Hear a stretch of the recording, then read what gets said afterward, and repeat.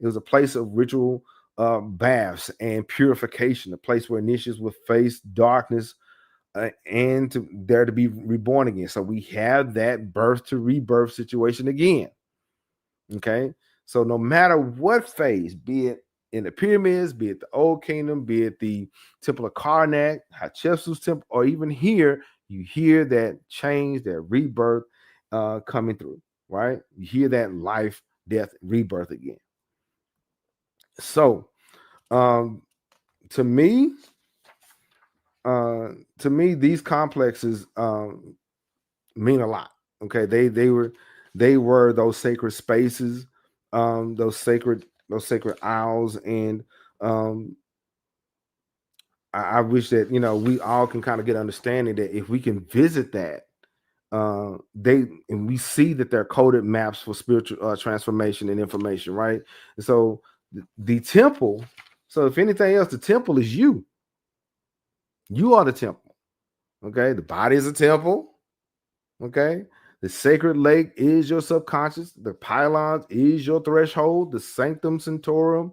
Okay, the Jesaru is your divine core. Rituals, geometry, myth, that is you talking, walking, and speaking. So, yeah, that's the temple complexes and the majestic gateway. But get this, we do have a bonus. Yeah, I got guess what? I gotta go. School starts back. School starts in a few weeks, and teachers come back tomorrow. So I got a bonus for the fam. So now, thanks to we have a bonus. Okay, the Black Pyramid. Yeah, the Black Pyramid. The Black Pyramid. Thanks to Brother Isu, he gave us, because I was saying I wouldn't. The goal was to get a super thanks or super chat to make this bonus content. So guess what? Thanks to Brother Isu, One Voice Africa, we finna go and do it. Shout out to the fam. Now, so in the desert of Jasur, this is the Black Pyramid was made during the Middle Kingdom. Okay, so this was away from the celebrated monuments of Giza. And this is a relic, basically, it's forgotten by many people. It's not carved in smooth stone, but black rock. Okay, it's not one of the great pyramids of Khafre or the Red Pyramid of Sneferu or even the Step Pyramid. This is the Black Pyramid of Amenemhat III. It is not. It's not that good looking. It was cracked. It was sunken. But for its fractured lines, for its fractured look, there is a blueprint of, say, of ascent, okay, royal resurrection, and the alchemy of both darkness and light. So, this is a earthborn monument. The name, it represents the name unspoken. Okay, the Perdajet of the hidden king. We're going to talk about that. We're going to talk about the shadow pyramid, the temple of balance. We're going to talk about the sacred collapse. Okay, we're going to talk about the sacred collapse, the death of a monument or transformation, echoes of the underworld, and Amenemhat the Alchemist. So we're going to talk about the earthborn monument, the name unspoken, the shadow pyramid, sacred collapse, echoes, and Amenemhat the Alchemist. Okay, so each ascending level represents increasing complexity and organization, mirroring the cosmological process of creation. This is the capstone of Amenemhat the III's pyramid. This is the Black Pyramid. He's Queen Sebek-Neferu's father.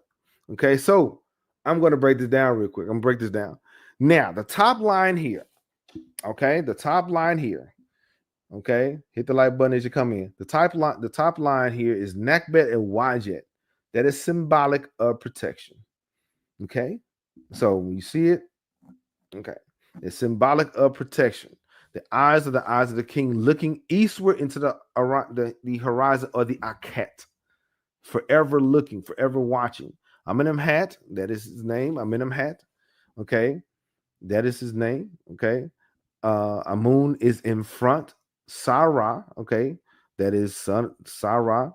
right there. So Amenemhat, Amun is in front, and Sarah, or son of the sun, Insubiti, okay, that is the king of the north and south, and in his throne name, that's announced at the coronation and always written in the cartouche or Shin ring, the official name of the pharaoh, that is Ni Ma'at Ra. Okay, Ni Ma'at Ra. Okay, so he who belongs to the Ma'at or justice or balance of Ra. Yeah. So this, okay, the bottom line here, it says, open is the face of the king Amenemhat. He observes the Lord of the horizon crossing the sky, the northern, with this in the pyramid text, higher is the soul by of King Amenemhat than the height of Orion. And it joins the Duat. That's in the pyramid text. So they will insert their names, okay, into some of these texts. Okay, higher is the soul by of King, or the ba of King Amenemhat than the height of Orion, and it joins the Duat. He becomes an imperishable star. Okay, let me see what the yeah. I get it. You still. I ain't check roll yet, but we got to take care of family. Family's important. He just step out of class. Mama call. I get it. You know what I'm saying? When mama call, you got to listen. Understand me? But I ain't check roll yet. Yeah. He said, a guy been following for years said that he's been to the Tomb of Osar. He's been to Kemet 2-3 times. Yeah, that's pretty cool. Yeah. And so now to the initiate.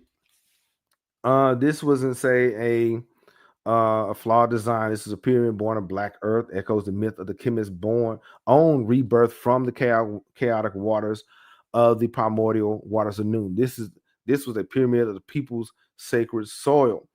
And so this was a pyramid unlike any other, I think, in my opinion. So it was constructed during the 12th dynasty by Pharaoh Amenemhat III. The Black Pyramid was revolutionary. It's a different kind of stone. Unlike earlier pyramids built in massive limestone blocks, this one was composed of mud brick core encased in limestone. So it was a return to the womb of the Nile. So this choice was it was practical and symbolic. Mud brick shaped from the Nile silt signify primordial matter, the essence of the noon from which creation emerges. So this was the earthborn monument, the black stone. Okay. Then we had the name unspoken, the Perdejet of the hidden king. The Perdejet. The Black Pyramid's original name was likely Amenemhat's. In other words, Amenemhat is mighty and perfect. But to the ancient priesthood, names were symbolic and it was portal. So the deeper esoteric meaning lies in the pyramid's alignment and internal plan. The temple of the Ka and Ba, hidden beneath layers of misdirection and silence. He was supposed to be the hidden one, hidden there. Okay. Its layout was a labyrinthine, it was a labyrinth or maze full of false passages, sealed chambers, dead-end tunnels. Why? Because this was not just merely a tomb, it was a ritual of concealment. Okay, an initiatory machine that mimicked the soul's descent from into the Duat. Only the worthy could follow the hidden path of Amenemhat's transformation. Only the worthy, only the prepared. So to enter here was to become lost, but to emerge reborn. To come in, you was coming in lost, but when you came out, you was reborn. Okay, that's what it was about.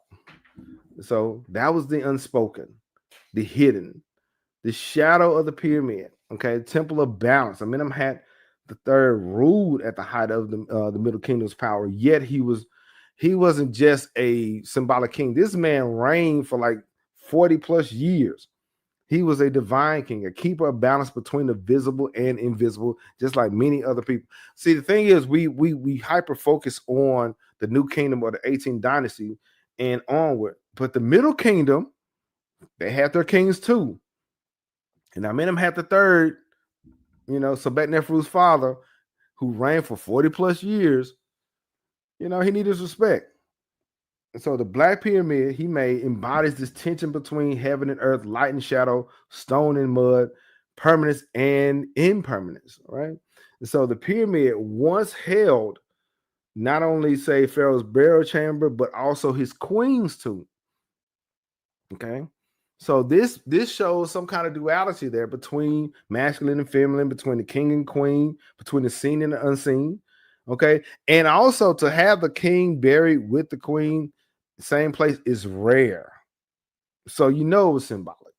Okay. It reflects the union between the solar and the lunar powers. Okay. The left and the right eyes of Haru. The completion of Ma'at, which is balance, the temple of balance. It was also its own way of a ritual map. Okay, it wasn't a scent. It was more than say an ascent to the heavens or the duat, but a descent into the core, into the heart. A sacred inversion or immersion. Okay, the black stairway not up but inward.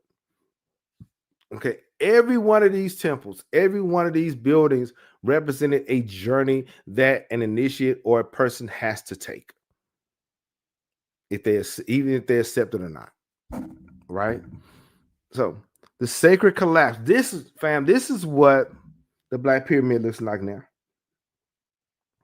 This is what it looks like now. Okay. Was it the death of a monument or was it transformation? Okay, the pyramid's structural failure. It was a slow collapse and has often been interpreted as an engineering error, but I think it was very symbolic. Okay, this was not an accident. The Black Pyramid's instability is sunken space, is fractured foundation are metaphors. It was symbolic in stone.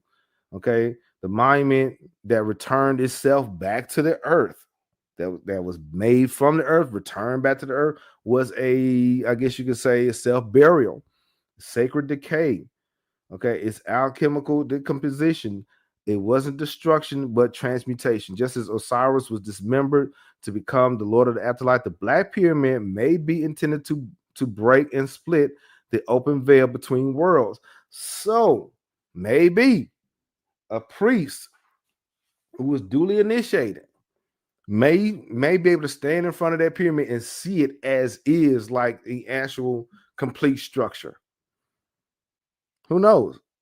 Okay, so even today, the satellite images, because today there's satellite images, they show a perfect square at the foundation. Okay, so it is perfect at its foundation, like in a sense, like ghost geometry, haunting the land that it once ruled. So I think it was transformation. So now, though no pyramid texts are inscribed within, scholars believe that the internal chambers did have pyramid text. Okay, the pyramid text was a major thing all the way up until the 18th dynasty. That's when they used the Book of Coming for by day, and then later on, say where Ramses II was alive, they used the Book of Gates. But the Old Kingdom and Middle Kingdom used the pyramid text, right? And some of the coffin text.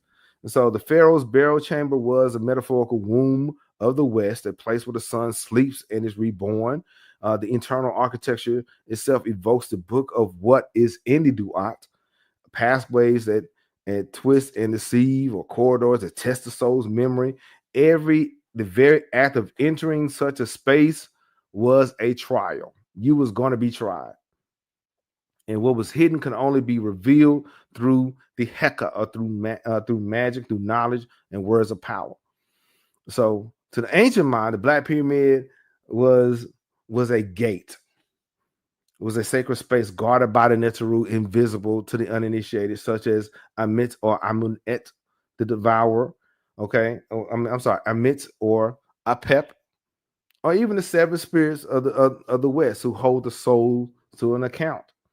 Okay, now Amenemhat III the Alchemist-king. Okay, I believe he was an alchemist. I think he was a deep thinker, and he was a scientist, and so Amenemhat III was the builder of the Black Pyramid. So he was He was a ruler and he mastered the waters of the Fayum. We discussed how he charted the waters of the Fayum and made different pools and different terraces, right? He constructed the Great Lakes and was linked to the divine weather control and geomantic knowledge. So his reign was one of balance and innovation. He was an alchemist.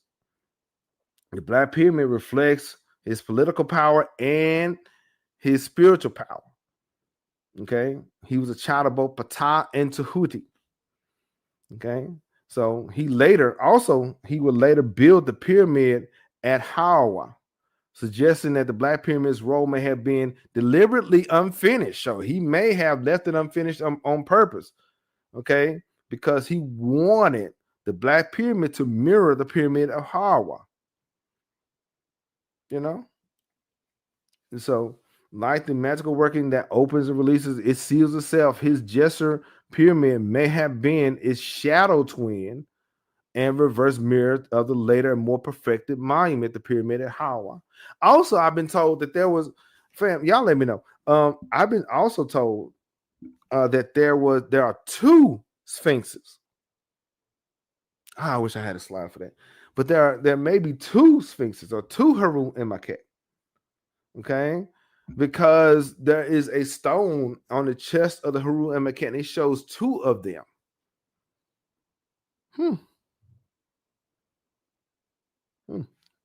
Maybe. So, and of course, there was a labyrinth, but I ain't got time.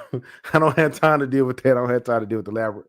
You know what I'm saying? So I don't have the time to deal with that labyrinth under there, because we got to deal with that labyrinth another day. That is a maze. That is a maze by the temple, the pyramid of Hawara.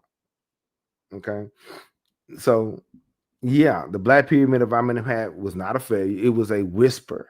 Okay, it was a secret buried in the bones of Kemet, not meant to tower over, but to sink and to transform.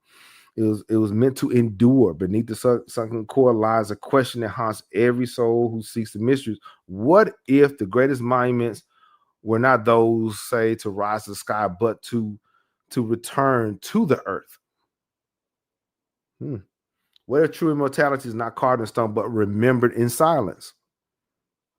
So all the temples we visit today represents that. And so it represents transformation, it represents change and all those things. So that's what it's about. Okay. And for those who've been with me for a while, these sites are sacred. These sites are important, and it takes us all to get it together. It takes us all to study them and to pay attention, right?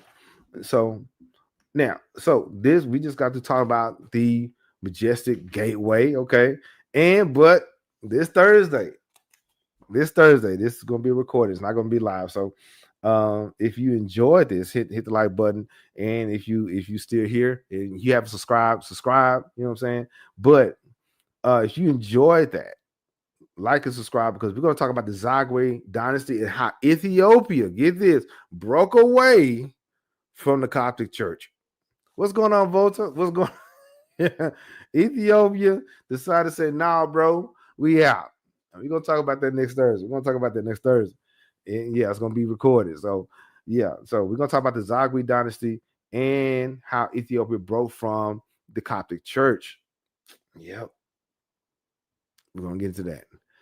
And that would be in chapter 3 of our book. Yeah, we're still in the book, chapter 3, The Ethiopians: A History by Richard Pankhurst. Okay, so get that. The affiliate link is in the description. Yeah, we're going to get into chapters 3 and 4 of the book. Now, and I got somebody mentioned this. Okay, somebody mentioned a Nubian king that I knew nothing about. We're going to have to talk about him. Okay, it's Adi Jalamani, the Nubian king behind the temple that's now in Spain. Yeah. Adi Jalamani. We're going to talk about him. And these are the books. The Book of Gates, the Sacred Science, Temple in Man, the Egyptian Miracle. Okay, these are some great books, really good. But now I'm about to check roll. But before I check roll, I got a question. Before I check roll, I got a question. What would you like for me to? What would you like for me to? What would you like for me to discuss? On August 4th. What topic would you like for me to address or readdress? Like and comment below. This is I have some things lined up for August. We got the Sphinx and the Kings. We're gonna break that down. We're gonna talk about the not to ply. We're gonna break that down. But August 4th, is there a topic that you want me to address again? Or kind of add some detail to it? Like and comment below. Let me know. And I'm about to check roll. All right. Now, all right. Before we check roll, everybody, we got Ujumbe members. Abina Scott, shout out to the fam, and Brother Mo. They are Ujumbe members where they get a heads up on. They get the videos before everybody else. they get exclusive live chats and information. So join the membership. Check it out. All right. So now, so much love to Abina Scott and Brother Mo. Now, electrical technology. Okay. Egos Rose, Jennifer C, Byron Gibson, RB, Autumn Goidano. These people just subscribed recently. Sister Linda and Edwin Moore. Yeah. Library Without Borders, a little bit of me, honey, and the alumni. Shout out to the Ujumbe alumni, Black on Black, Deborah Keaton, Valerie J, Brown Like Me TV, Global African Progress, Brother Ferguson, Black Buddha. And if you are present and I didn't call your name, like and comment present. Let me see. Shout out to Brother Hoop Daddy, Brother Volta. I see you. King Hercules. Yeah, Miss Blue. Okay. Shout out to the fam that is here. I really appreciate you guys coming through. And so, but if you are here, okay, and I didn't call your name, person said present. Say I was different today. I didn't say here. All right. Yeah. So now, and shout out to Firmo for the glasses. Yeah, these are great glasses. Shout out to Firmo for the glasses. Books a Million. It's a black thing. Ethiopian Airlines. Amazon. If you ever want to get those books, click the link. The affiliate links in the description there.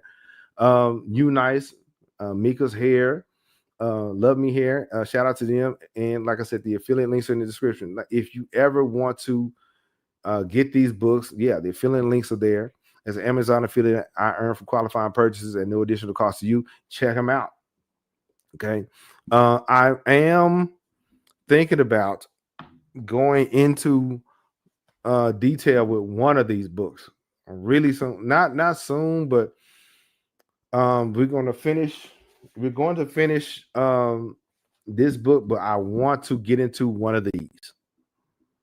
Since we've been dealing with the temples and everything and the sciences, we got to deal with one of these books. Y'all let me know. So now, and for the glasses, yeah, Firmo got the glasses 50% out promo, RJQE50. Check them out. It's really good. You know, I can see a little bit better. But yeah, we talked about the temple as a cosmic machine, Nubian temples, Karnak complex, Hatshepsut temple, and we had a bonus, and I checked roll. Yeah, and when he made sure he threw his hand up. Yeah. But yeah, one more time. If there is a special topic that you guys want me to address, if there is a special topic that you want me to address, August 4th, like and comment below. Or if you in the replay, comment in the comment section. Let me know. Okay. And if you like the content, share it with somebody that may enjoy it, or share it on Facebook or your social media platform of choice. Yeah. So yeah, we just got to talk about temple complexes and the majestic gateway from Karnak to Hatshepsut's divine blueprint. If there are any, before I turn you loose, are there any questions or concerns? Before I turn you loose, are there any questions or concerns? Okay. if there are none, because I have to get my life together and go back to school. Man, this is not fair. But if there are no questions, I hope everything is well with you wherever you are. I'm really grateful and thankful that you guys have been rolling with me. This is year 5. This is it's getting better and better all the time. I appreciate you. I really appreciate you guys. And you guys make this awesome. Okay. You guys make it fun. I try not to go back and forth or argue with people. I ain't got time. And to try to keep this show positive and family friendly is worth it. But by you guys coming week in and week out, adding value to the conversation, it makes it even better.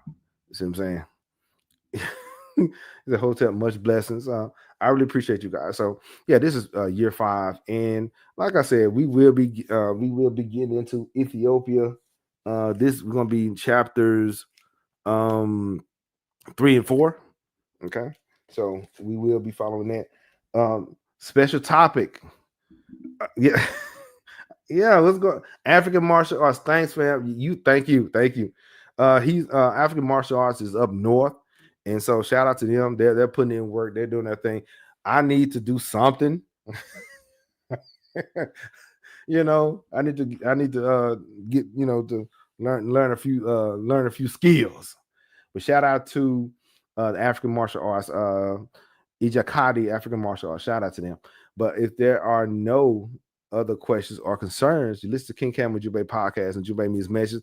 If you want to catch up with our podcast with the hidden codes, I got a playlist for you. If you want to catch up with, say, our sacred science, with the realm of the Duat, I got that for you. Check it out. Oh, I'm sorry, Virginia. Yeah. Okay. See, I appreciate it. All right. So you listen to King Campbell Ujumbe podcast. Ujumbe means message, and I will talk to you later.